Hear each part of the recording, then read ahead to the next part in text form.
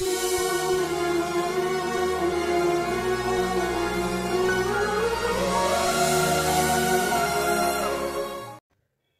పరిశుద్ధ నామంలో మీ అందరికీ మా హృదయపూర్వక వందనాలు. ఈరోజు దేవుని వాగ్దానం, దేవుని వాక్యమును ఆత్మఖడ్గమును ధరించుకొనుటి. ఎఫెసీయులకు రాసిన పత్రిక 6వ అధ్యాయం 17వ వచనం. ప్రియమైన సహోదరి సహోదరులారా, ఈరోజు దేవుని తెలుసుకున్నటువంటి ఎంతోమంది ప్రజలు ఎదుర్కొంటున్నటువంటి ప్రధానమైన సమస్య తప్పిపోవడం. ఏదైతే నువ్వు చూడకూడదు అని అనుకుంటున్నావో అదే చూడటం, ఏదైతే నువ్వు మాట్లాడకూడదు అని అనుకుంటున్నావో అదే మాట్లాడటం, ఏదైతే నువ్వు చేయకూడదు అని నిశ్చయించుకుని తిరిగి బలవంతంగా దాని మీద ఉన్నటువంటి పాపాన్ని చూసి కూడా దాన్ని చేయగలగటం. ప్రియ సహోదరులారా, దేవుడు తన అద్భుతమైన వాగ్దానం ద్వారా మనతో మాట్లాడుతూ ఉన్నారు. ముఖ్యంగా చాలామంది విశ్వాసంలో ఇటువంటి లక్షణాలు కనిపిస్తూ ఉంటాయి. దేవుణ్ణి నమ్ముకున్న తర్వాత, దేవుణ్ణి తెలుసుకున్న తర్వాత తిరిగి పాపంలో పడిపోతూ ఉంటారు. అలా పడిపోకుండా ఉండాలి అని అంటే దేవుడు ఒక చక్కటి పరిష్కారాన్ని మనకు అనుగ్రహించారు. దేవుని వాక్యమనే ఆత్మఖడ్గాన్ని ధరించుకొనుడి అని. మీ హృదయంలో చెడు తలంపులు వస్తున్నాయా? అబద్ధం ఆడాల్సి వస్తుందా? చెడ్డ పనులు చేయాల్సి వస్తుందా? దేవుని యొక్క వాక్యమనే ఆత్మఖడ్గాన్ని మీరు ధరించుకున్నట్లయితే మీరు ఎటువంటి పాపాన్ని చేయలేరు. ప్రియ సహోదరులారా, దేవుని భయాన్ని మనం కలిగి ఉండాలి. పాపం చేస్తే ఆ పాపానికి శిక్ష ఉంటుంది, తిరిగి ఆ శిక్షను అనుభవించాల్సి ఉంటుంది అనే జ్ఞానాన్ని మనం కలిగి ఉండాలి.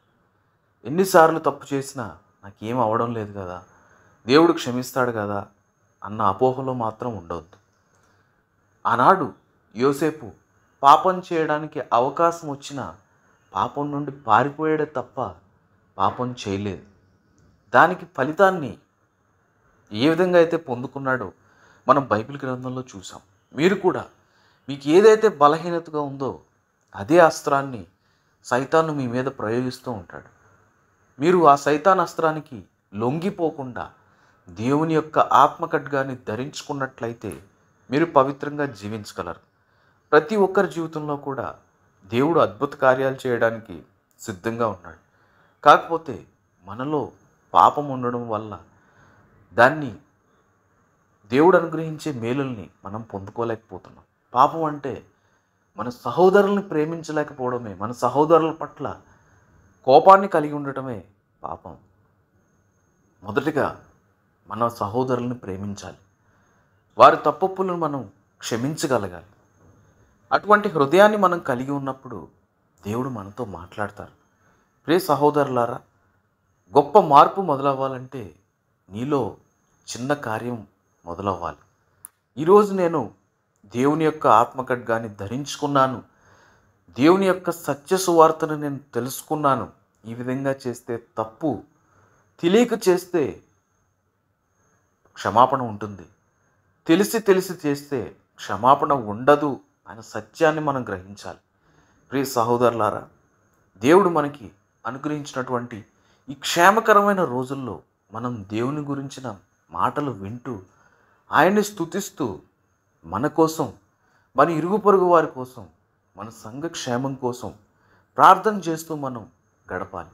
అంతేగాని లోక సంబంధమైన వాటి మీద మనం దృష్టి నిలిపి దేవుని వాక్యాన్ని మర్చిపోయి అన్యుల వలె జీవించడానికి కాదు.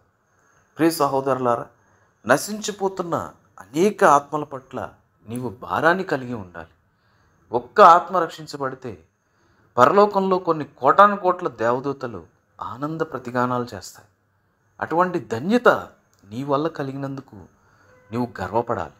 అటువంటి జీవితాన్ని నీవు జీవించాలి. ప్రియ సహోదరులారా, ఈరోజే దేవుని యొక్క ఆత్మఖడ్గాన్ని, వాక్యమైన ఆత్మఖడ్గాన్ని ధరించుకొని పవిత్రమైన జీవితాన్ని గడపడానికి మీరందరూ ప్రయత్నం చేయాలి. దేవుడు ఆ ప్రయత్నంలో మీ అందరికీ విజయాన్ని అనుగ్రహించాలని మనస్ఫూర్తిగా కోరుకుంటున్నాం. ప్రార్థన చేసుకుందాం. అందరూ కూడా ప్రార్థనలో ఏకీభవించండి. మమ్మల్ని మిక్కిలిగా ప్రేమించిన మా ప్రియ పరలోకపు తండ్రి, మీ ఘనమైన నామానికి వేలాది వందనాలు, స్తుతులు, స్తోత్రములు చెల్లించుకుంటున్నాం. ప్రభువా, అల్పులము, అయోగ్యులము, ఎందుకు పనికిరాని వాడం ప్రభా. మమ్మల్ని ప్రేమించి మమ్మల్ని కాపాడిన విధానం బట్టి మీకు వందనాలు తండ్రి. ఈ లోకాశలకి, ఈ లోకం పోకడలకి లొంగిపోయి ఈ సత్యాన్ని తెలుసుకొని కూడా రోజు రోజు కూడా పాపంలో కూరుకుపోతున్నటువంటి వారి కోసం ప్రార్థిస్తున్నాం ప్రభా. అటువంటి బిడ్డల్ని లేవనెత్తండి ప్రభా. ఆ రోజు మీ ప్రియమైన శిష్యుడు మునిగిపోతున్నప్పుడు మీరు ఏ విధంగా చేపట్టుకుని లేపారు, ఈ పాపపు ఊబిలో పడిపోయి కూరుకుపోతున్న ప్రతి ఒక్కరిని కూడా మీ గాయపడిన హస్తంతో లేవనెత్తమని వేడుకుంటున్నాం తండ్రి. ప్రతి సంఘాలని మీరు ఆశీర్వదించండి. సంఘంలో ఉన్న ప్రతి ఒక్కరిని కూడా మీరు దీవించండి. ఏ విషయం మీద ప్రార్థన చేస్తున్నారు, ఏ అంశం మీద వారు వాక్య ధ్యానం చేస్తున్నారు, మీ కృప చూపించమని వేడుకుంటున్నాం ప్రభా. ఈ ప్రార్థనలో ఏకీభవిస్తున్న ప్రతి ఒక్కరిని కూడా మీరే ఆశీర్వదించండి. వారికి ఉన్న ప్రతి విధమైన ఆర్థిక సమస్యలు, శారీరక సమస్యలు, మానసిక సమస్యలు మీరు తీర్చమని వేడుకుంటున్నాం ప్రభా. మీకు అసాధ్యమైనది ఏదీ లేదు, సమస్తము కూడా మీకు సాధ్యమే తండ్రి. మీరు ఇచ్చిన మహా గొప్ప కృపను బట్టి మీకు వందనాలు ప్రభా. తండ్రి, మా యొక్క సంఘాల్లో ఉన్న ప్రతి బిడ్డల్ని కూడా మీరు ఆశీర్వదించండి.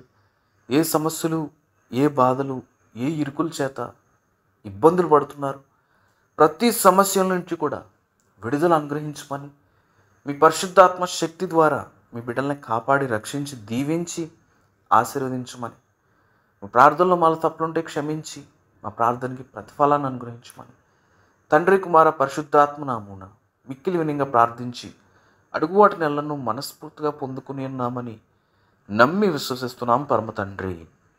ఆమెన్. దేవుడు తన పరిశుద్ధ వాక్యాన్ని దీవించి ఆశీర్వదించును గాక. ఆమెన్.